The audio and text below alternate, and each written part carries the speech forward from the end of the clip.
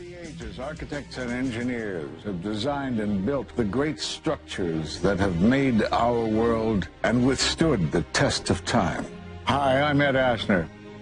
Welcome to Architects and Engineers. Let's look now at modern steel frame buildings. This is the Empire State Building, a marvel of modern architecture. It was built to last. Architects and engineers of today use computers to design and engineer buildings that will endure the forces of nature, such as earthquakes, fires, and hurricanes. This modern skyscraper was also built to last.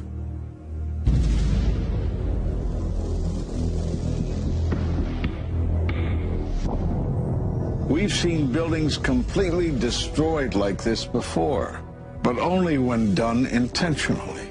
Danny Jowenko is the expert on this in Europe. What did he say? Dit is controlled demolition. Zeker weten. Zeker weten. Er is nagesprongen. Dit is in opdracht gebeurd. Het heeft een team gedaan van experts. Let's compare. All right. That's a 5-minute video that you can obviously watch at Architects and Engineers for 9/11 Truth. It's been seen millions of times online, and now PBS channels I know around the country have also been airing it.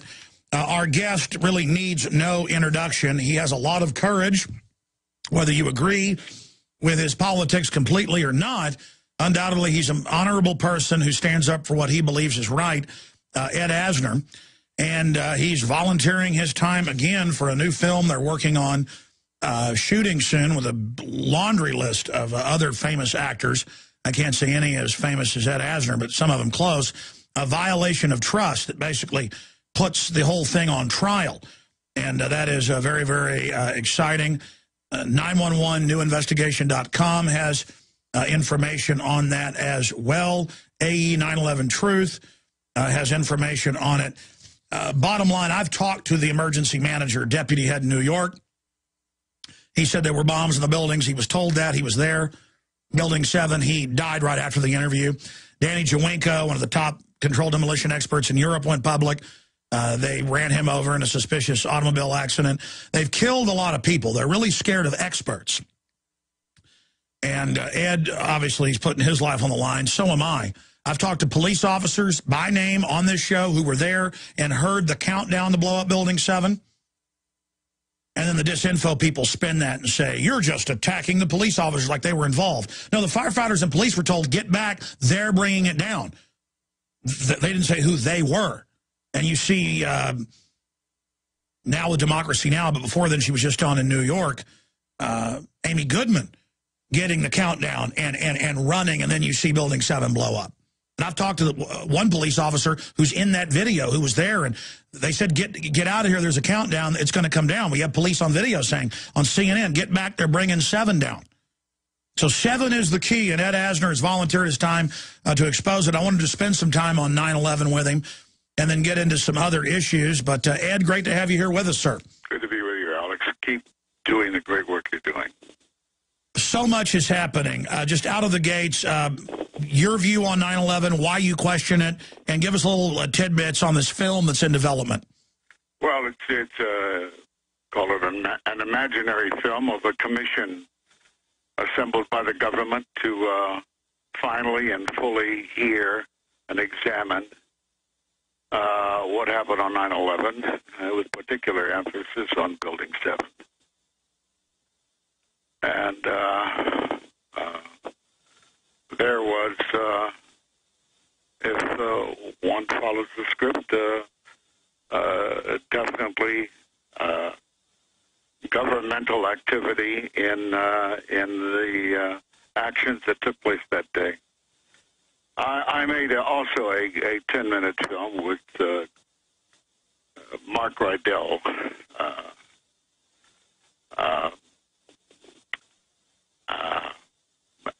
names flee from me like my years. Hey, I understand. I've actually got a list of all the films you've made about 9/11, and I can't even find them here in my list. The point is you've done a lot of great work exposing this, but just watching Building 7 come down, I mean, it's so ridiculous. The blast points, the free fall, all of it, and they're scared to death of any investigation. You know, Rumsfeld was asked by Eric Mueller, a talk show host, about the controlled demolition of it, and Rumsfeld said, I don't even know that exists, and basically implied the building didn't even exist, and we were crazy to even ask. Well, Rumsfeld has run up the mouth before, and why should he stop now? He was one of the chiefs that day. The 10-minute film I made with Mark Rydell, Brian was our director and writer, in which I introduced the idea that Building 7 came down with assisted help. It was not damaged by either of the planes. The owner himself said, is quoted as having said, we're going to have to pull it. And so my argument in the film is based on the fact that, well, to pull a building, in other words, destroy it, you have to have explosives brought in and placed judiciously throughout the building to bring it down. And I further the argument, if they could do that with that building, why couldn't they do it with the Twin Towers, which I feel they did. They assisted, brought them down. There are great arguments by the architects and engineers that the planes themselves could not have done that to those buildings. So if the planes couldn't have done it, if you accept that premise, then it had to have been pre-planted explosives. Well, you're right about that, but expanding on it, now even the LA Times admits that Al-Qaeda, real Al-Qaeda, has been given control of Libya. They're being used to invade Syria. They're being used to launch terror attacks inside Iran. Even NBC had the headline Friday, Israel uses terror group to attack Iran. And then they admit it's a Wahhabist group out of Saudi Arabia. I've interviewed the head of the U.S. Embassy, Mr. Springman, who said they wouldn't let Mohammed Atta and others into the U.S. in 2000 because they were flagged as terrorists. And then they got a call from the State Department saying they work for the CIA, that's their cover, let them in. And I mean, this isn't theories. I've interviewed the people who witnessed this. Sybil Edmonds, as you know, FBI translator, heard Al-Qaeda being commanded on the day of 9/11 by the Pentagon. Well, I mean, the fabric is so rotten. I suppose people...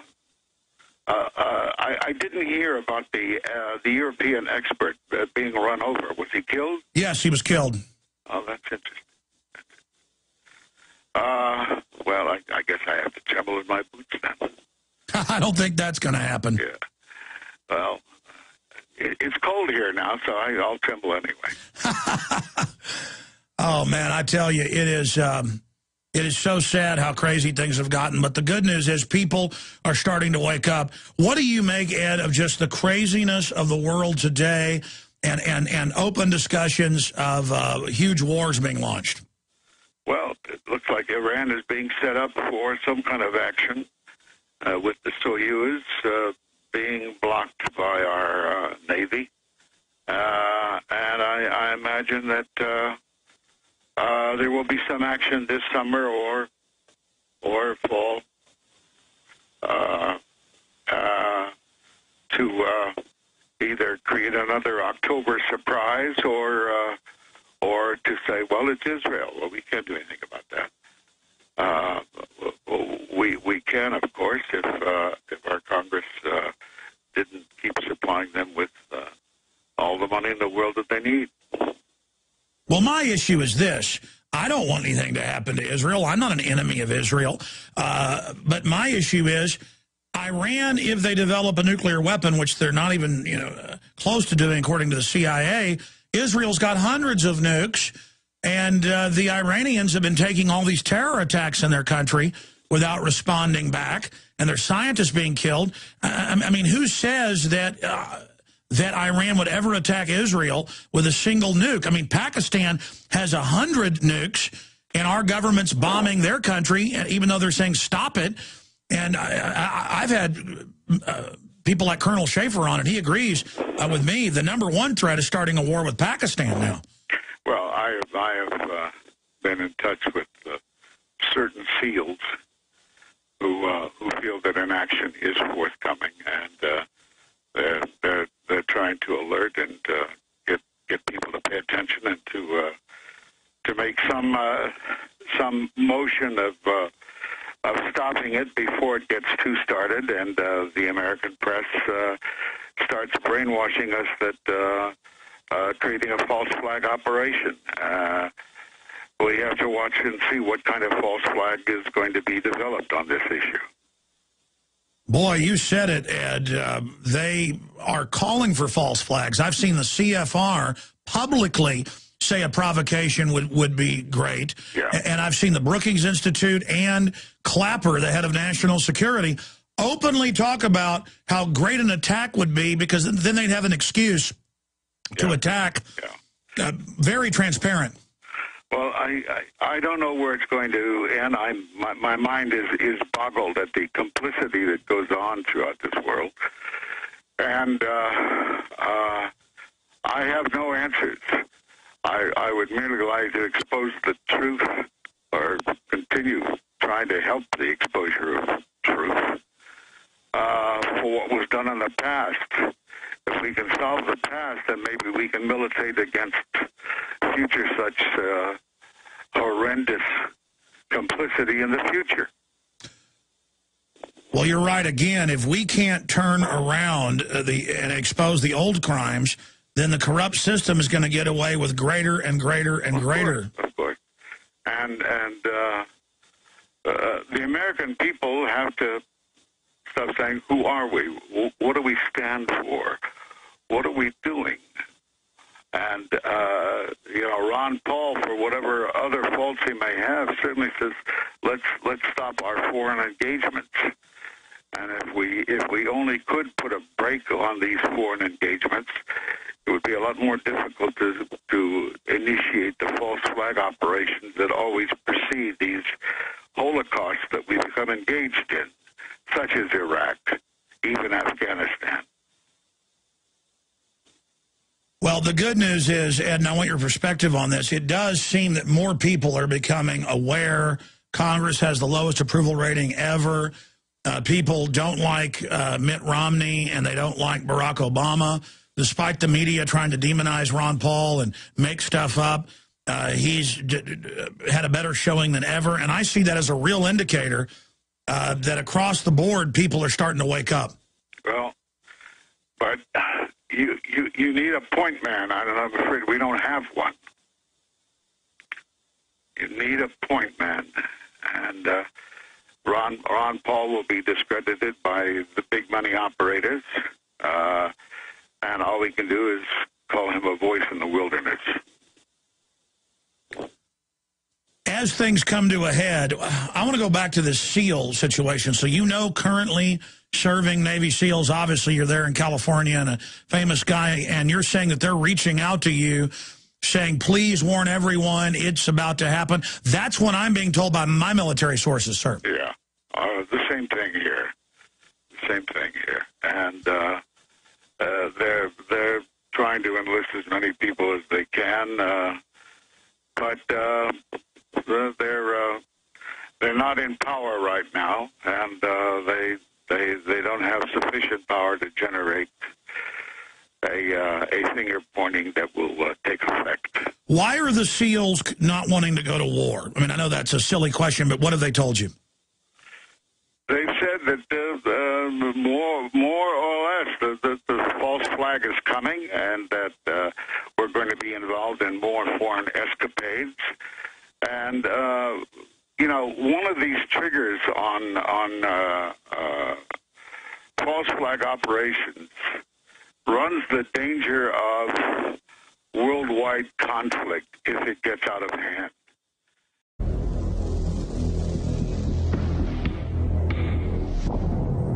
We've seen buildings completely destroyed like this before, but only when done intentionally. Danny Jowenko is the expert on this in Europe. What did he say? Dit is controlled demolition. Zeker weten. Zeker weten. Er is nagesprongen. Dit is in opdracht gebeurd. Het heeft een team gedaan van experts. Let's compare. All right. That's a 5-minute video that you can obviously watch at Architects and Engineers for 9/11 Truth. It's been seen millions of times online, and now PBS channels I know around the country have also been airing it.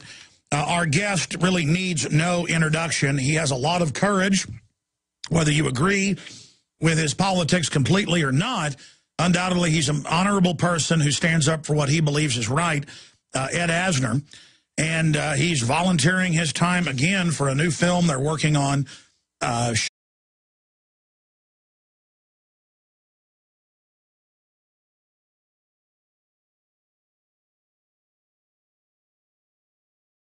the ages, architects and engineers have designed and built the great structures that have made our world and withstood the test of time. Hi, I'm Ed Asner. Welcome to Architects and Engineers. Let's look now at modern steel frame buildings. Shooting soon with a laundry list of other famous actors. I can't say any as famous as Ed Asner, but some of them close. A violation of trust that basically puts the whole thing on trial. And that is very, very exciting. 911newinvestigation.com has information on that as well. AE 9/11 Truth has information on it. Bottom line, I've talked to the emergency manager, deputy head in New York. He said there were bombs in the buildings. He was told that. He was there. Building 7, This is the Empire State Building, a marvel of modern architecture. It was built to last. Architects and engineers of today use computers to design and engineer buildings that will endure the forces of nature, such as earthquakes, fires, and hurricanes. This modern skyscraper was also built to last.